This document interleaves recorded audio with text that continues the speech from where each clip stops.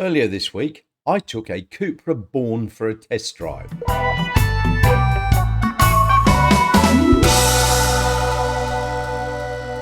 I'd just like to say a thank you to Cameron, who's the manager at Cupra in Perth.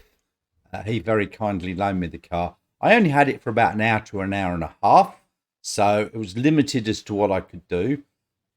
I did mention that we were on the Albany Highway, which is a major highway. Trucks, ambulances, police. I've tried to get rid of most of the background noise in post-production. I've just about succeeded, but, you know, if it's still there, my apologies.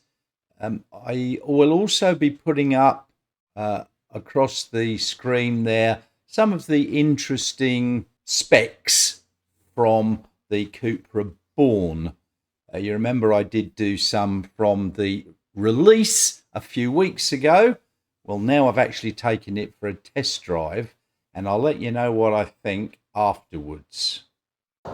Here we have the Cupra Born fully electric vehicle from the Cupra brand, which is a division of SEAT from Spain. You'd have to forgive the background noise. There's a hell of a lot of trucks and so on going up and down the main highway here. So from the front, it's got quite an aggressive sort of styling. I quite like the gold accents. I think it gives it a nice bit of class there. And the gold Cupra badge on the front. This doesn't look like it's an automatic opening and closing for cooling the battery. The battery is a lithium ternary battery, not an LFP, so they recommend going to only 80%, maybe 90% at a time. But otherwise, look, it's got a nice swoop across there. That's not a light across there. So from the front, I think it doesn't look too bad. So from the side, it looks that fairly sleek line carries on. You've got the gold accents once again on the wheels. It's two-tone here with the side step matching the colour of the wing mirrors. So this line takes it all the way through to the back. And you know what? It doesn't look too bad from the side either. On the back, we've got this spoiler coming over. At least it's got a rear view, a rear windscreen wiper.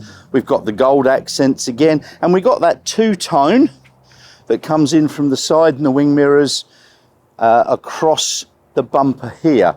It does look like it's slightly lighter colour than what's up on the top here. So we've got the gold accents, and we've got the light bar going straight across. These look like rear lights for when you're in reverse. And on the other side, this is where we've got the charging port. So we've got DC fast charging as well as the AC Mennekes or Type 2. And then that just is a dust cover, plugs in all right. That closes and pushes in. And this is from the other side, same lines, fairly sort of aerodynamic shape overall, and those gold accents and the two-tone side. So from a comfy perspective, seat feels good. It's got nice lumbar support, which I quite like. Steering wheel's got a flat bottom. Screen is slightly angled towards you, and you do have this instrument cluster behind the screen. So for standard switch that the VWs have got. So that's forwards, reverse, and park. So these are quite crisp and clear. As I said, it doesn't feel too bad. The steering wheel, as I said, it's got that cut-off bit. There's a couple of buttons here, and it feels very comfortable. I've got this set up in my driving position. So now I'm going to move into the back, and we'll see how much room we've got there. So, as I said, This seat is now in my driving position, and my feet are a bit stuck underneath there. Yeah, an inch or two knee room. If I was driving and you were in the back, I'm 6 foot. So that's why the seat's back a bit. But you know what? Seats in the back aren't too bad either. They're, I don't know what this would be called. It almost feels like it's wetsuit material. There is the pocket to hold some stuff in there. You've got 2 USB-C sockets down the bottom there. A little pocket there, and the same in the front. At least you've got a grab handle here to get in and out, which isn't too shabby. You couldn't fit 3 people my size across the back. I think really 2 and 2 is about all you're going to get. I know in one of the trims you get 2 plus 2, you don't get a third seat. But otherwise, yeah, it's not too bad. There is even an adjustable headrest on the back seats. Not adjustable there, it's all just firmly fixed. But you know what? You could do, for me, short journeys. I wouldn't like to do hundreds and hundreds of kilometres stuck in the back here, because it just feels a little bit uncomfortable. My thighs are off the seat. So, look, you could do short journeys, no problems. So in the passenger seat, this seat's obviously a little bit more forwards. Once again, good side support. The thigh is off the seat a bit there, the back of the thigh. But the feet aren't, in too bad a position. This is, yeah, not too sure what the material is. This has got a more metallic, and it's got this sort of triangular 3D type of thing that we've got on the back. You've also got this on the sides of the door here. There is 2 cup holders and a small tray in the middle with a cover. 1 phone charging spot there, and some USB-C slots in this rear compartment here. Glove box. Yeah, well, it's a bit small. It's about that size there. I mean, I don't tend to use glove boxes very much. I don't know about you, but that is small, so don't expect to fit quite a lot in there. But otherwise, you've still got some of these sort of gold accents appearing inside and around the middle here, which we'll see when we take it out for a drive later. Boot space, yeah, it's not too bad. Obviously, these are split 60-40, and by the look of it, you've got a small, there we go. So you can fit your surfboard in there, I'm sure that's what it's for. But otherwise, it's not too bad. There is a small gap here. It's about that wide, but it is 3/4 of the length. So you can put a jack or something in there. Doesn't come with a spare tyre. I'm assuming it will come with a tyre repair kit. There's a tow hook, a wheel nut undoer, but otherwise doesn't look like there's much in there. They may well have taken it out to stop people taking them. It's not an automatic opening boot. It requires you to, has a good sounding thud there. And in the front,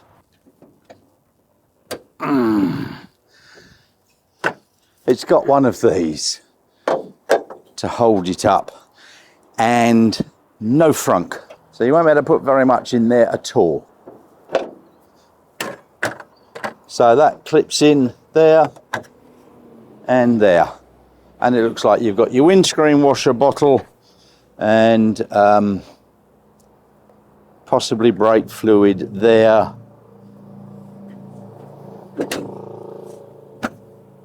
And down she goes. So there you have it. That's the outside. So here we are. Once again, We've got some of the gold accents here and around there and in the door and even around this air vent. So just like the ID cars from VW, because that's owned by these people, foot on brake, up here we're in drive, reverse and park. And we can take our foot off the brake. So this car is actually charged to 100% and it's showing 524 kilometres. Yeah, we'll wait and see how that goes. We put our foot on the accelerator and we're driving out of the dealership. And they very nicely said to me, just take the car. I've got a couple of hours with the car, which I've had half an hour doing the video around. So I've still got at least another hour. So we're going to take this for a reasonable test drive and see how we go. As I said when I was doing the video of the outside, this is a busy main road. It's Albany Highway and there's a lot of trucks going up and down. So as you drive, the doors lock automatically. So road noise, not very much. There's very little in the way of engine motor noise. Now the seat, manually adjustable.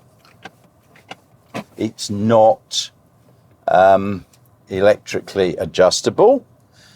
Minor point, rear drum brakes, minor point. So we're just going to go around. This is Albany Highway, in case you're familiar with Perth, which is why it's so noisy and busy. We'll stop in a little while and play with the instrument cluster and the screen to see what we've got. For me, I don't like lots of buttons, and this doesn't have a lot of buttons. There's a few on the steering wheel, cruise control settings. I expect that's drive mode, maybe driver profile performance, driver profile Cupra, individual check settings, drive profile range. So I'm assuming that that doesn't give you quite as much acceleration.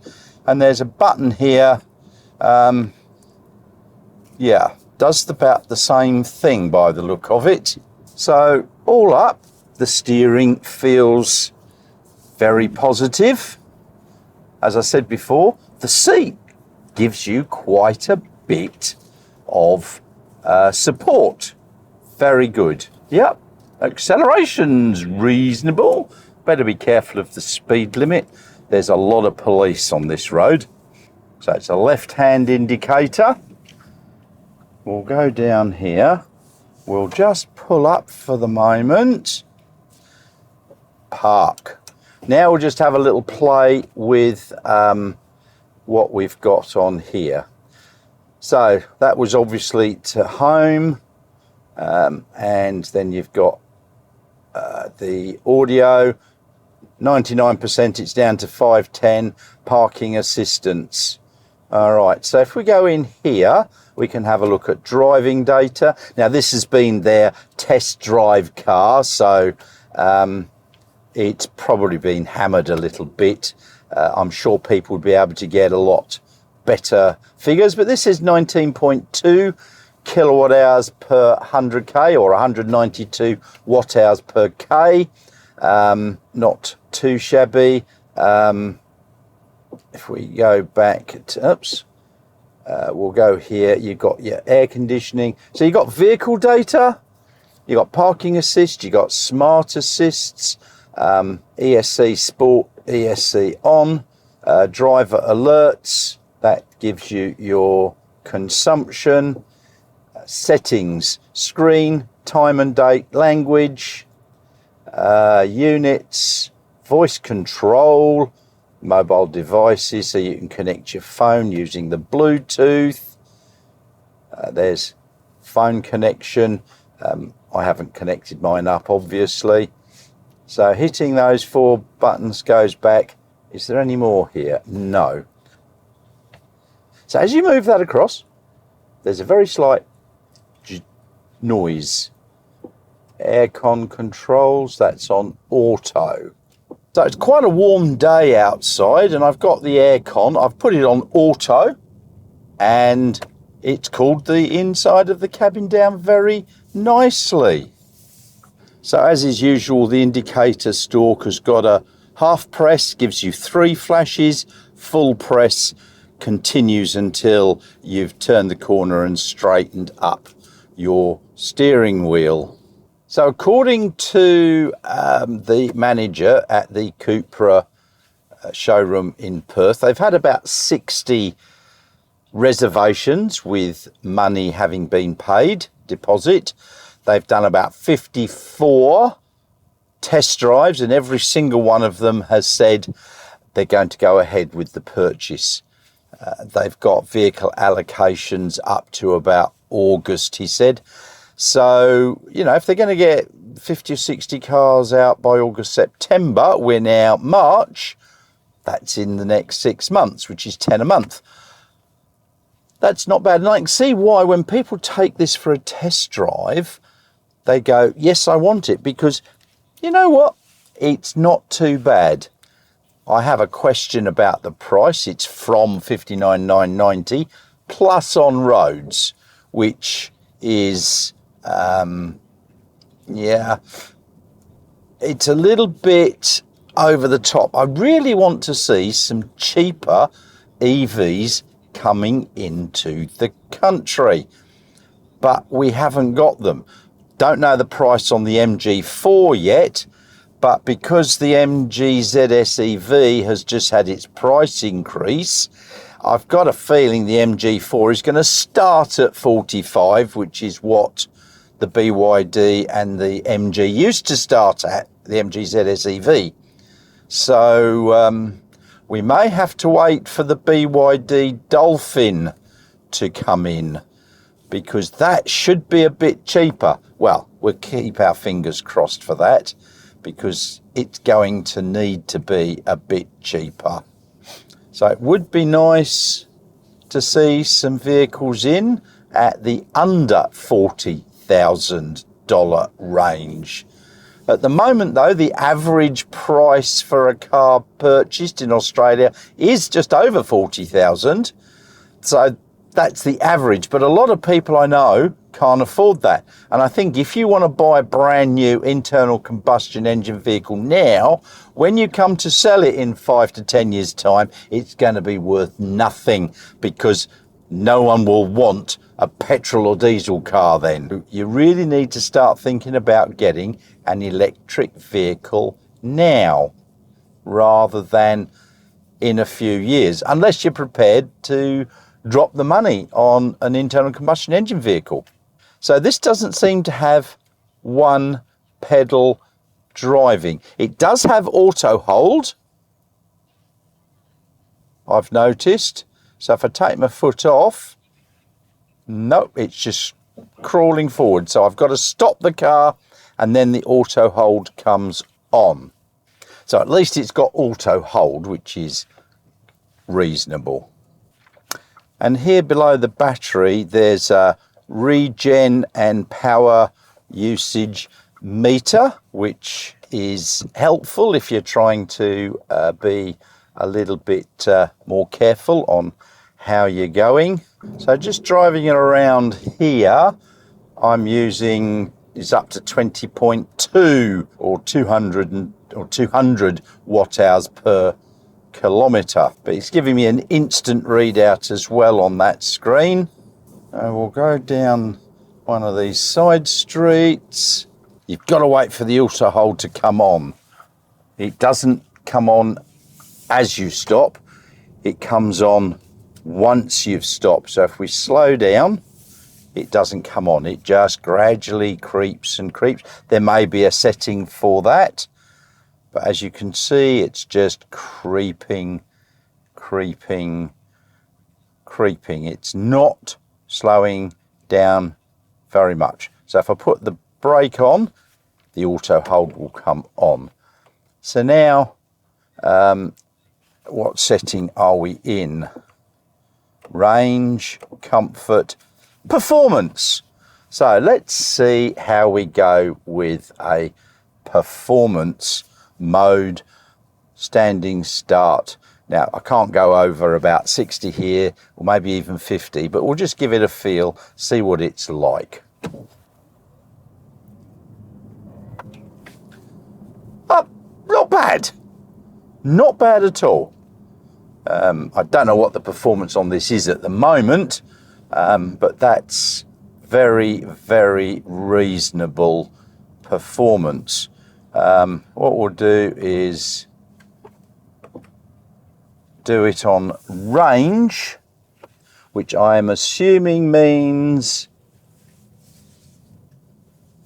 goes less power, so we'll try it now. I didn't notice any difference. So on this screen, obviously it's doing a little bit of regen as I'm slowing down, but it's not full on regen. So maybe I'll find the setting for that in a second. Range information. So we've got the driver profile settings here. 1, 2, 3, 4, 5 of them. So for range, that will give you comfort steering. Engine is going for range. Air, ACC, comfort, air conditioning, range. So that'll calm it down a bit. Comfort will give you comfort. So it won't be quite as get up and go, assuming that. Performance is obviously for performance. Steering probably stiffens it up slightly. Engine will give you a bit more get up and go. Cupra, I'm assuming that you can, that's probably for even more performance by the look of it. An individual, you can then configure that for how you want. All right, stiffen it up. Engine, yeah, okay. This button down here is travel distance for the automatic cruise control, distance that you are in front, adaptive cruise control, speed limiter we don't want. So this will be cruise control, set, resume, plus and minus, and you've got the distance there.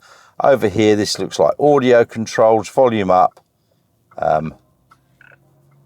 volume down, voice control, and then view.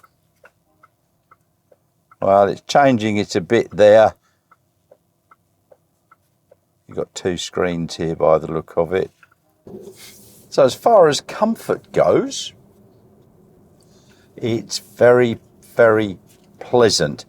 Don't feel too many of the bumps.